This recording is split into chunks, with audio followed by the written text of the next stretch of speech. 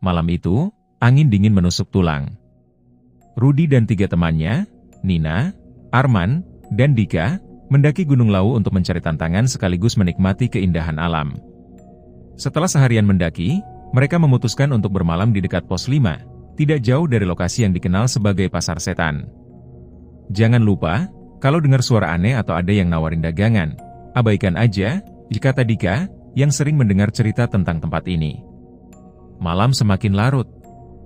Saat yang lain terlelap di dalam tenda, Rudi terbangun karena suara riuh seperti pasar tradisional, gemerincing koin, suara tawar-menawar, dan tawa orang ramai.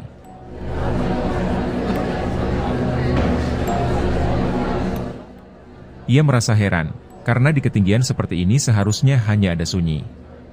Penasaran, ia keluar dari tenda.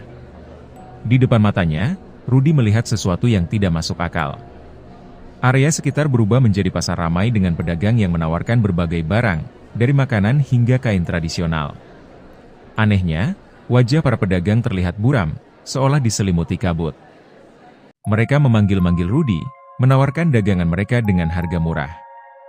"Mas, ini kainnya bagus, cuma 1.000 perak. Mau?" tanya seorang wanita tua dengan suara serak. "Mas, cobain nasi pecel ini. Enak banget," sambung pedagang lain sambil mengulurkan tangan. Rudi yang setengah sadar mulai tergoda, tetapi tiba-tiba ia teringat peringatan Dika. Dengan gemetar, ia mencoba menolak sambil memejamkan mata dan membaca doa. Namun, semakin ia menolak, suara-suara itu semakin keras. Pedagang-pedagang itu mulai mendekatinya, wajah mereka semakin jelas, dan ternyata menyeramkan. Matanya kosong, kulit mereka pucat seperti mayat. Rudi mundur perlahan, namun tiba-tiba ia merasa tangannya disentuh sesuatu yang dingin.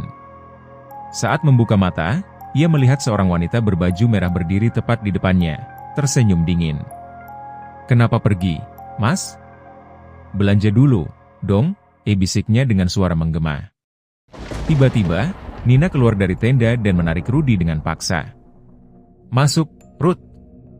"Jangan lihat mereka," serunya. Begitu masuk ke tenda, Rudi merasa tubuhnya lemas. Ia tidak tahu kapan ia mulai menangis.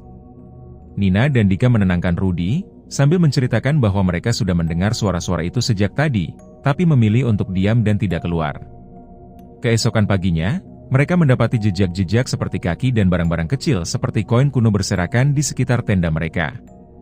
Dengan hati yang masih dipenuhi rasa takut, mereka bergegas turun gunung tanpa menoleh ke belakang. Konon, pasar setan di Gunung Lawu memang ada, dan sering muncul untuk para pendaki yang lengah. Jika seseorang sampai menerima barang atau membeli sesuatu dari pasar itu, ia dipercaya akan hilang dan menjadi bagian dari dunia gaib untuk selamanya.